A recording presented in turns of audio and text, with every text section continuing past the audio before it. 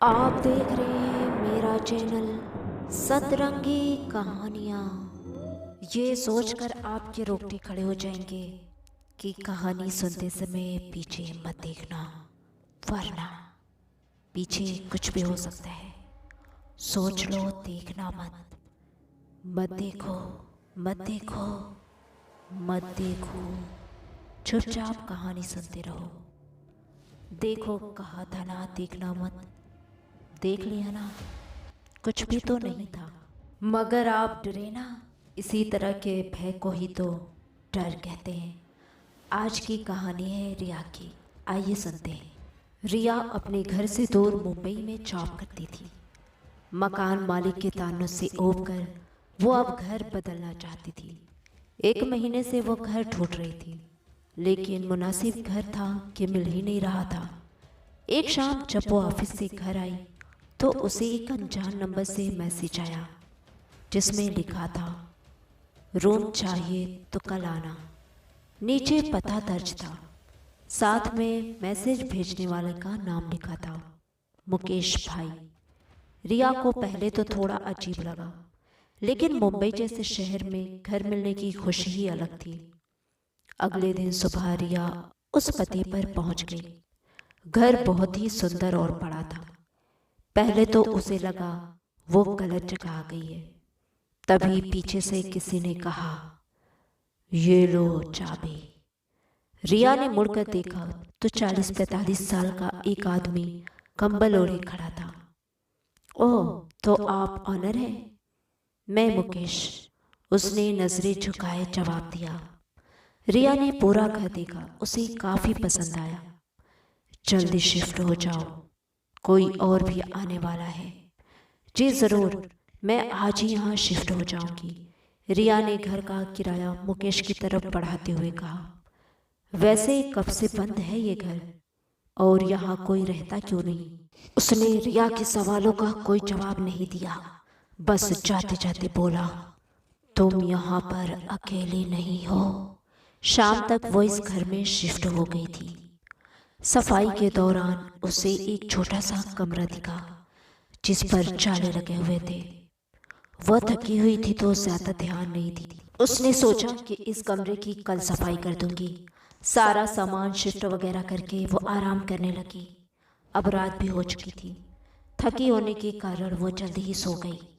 रात में खट खट की आवाज से उसकी नींद टूटी। उसने उठकर देखा तो आवाज उसी छोटे कमरे से आ रही थी। खट खट की आवाज लगातार आ रही थी। वो थोड़ी डरी, फिर सोचा शायद कोई बिल्ली खिड़की से चली गई होगी। वो धीरे धीरे दरवाजे पर पहुंची। आवाज अब भी आ रही थी, खट खट खट। उसने दरवाजे को धक्का दिया। दरवाजा चट की आवाज के साथ खुल गया। कमरे में काफी अंधेरा था। उसने मोबाइल की टॉर्च ऑन की। खट खट की आवाज अलमारी से आ रही थी। वह धीरे धीरे अलमारी के पास पहुंची और झटके से अलमारी खोली। उसे लगा जैसे कोई भारी चीज उसके पैरों के पास गिर पड़ी हो। उसने टॉर्च की रोशनी उस पर डाली और जोर से चीखी। उसके रोंगटे खड़े हो गए। फर्श पर एक 4-5 साल बच्चे की लाश पड़ी थी। उसने फौरन मुकेश भाई को कॉल लगाई, पर नेटवर्क नहीं था। पसीने से भीगी वो वहां से भागने लगी। अचानक किसी चीज से टकराकर जमीन पर गिर पड़े। हल्की रोशनी में देखा, किसी औरत की लाश पड़ी हुई थी। अब तो रिया के दिमाग ने काम करना बंद कर दिया। वो किसी तरह दरवाजे तक पहुंची, पर ये क्या, दरवाजा खुद ब खुद बंद हो गया। उसने पुलिस को कॉल लगानी चाहिए, पर नेटवर्क नहीं था। वो मदद के लिए चिल्लाने लगी। अचानक उसकी नजर दीवार पर गई, जहां एक फोटो टंगी थी। उसने ध्यान से देखा तो तस्वीर में मुकेश भाई एक औरत और बच्चा के साथ खड़े थे।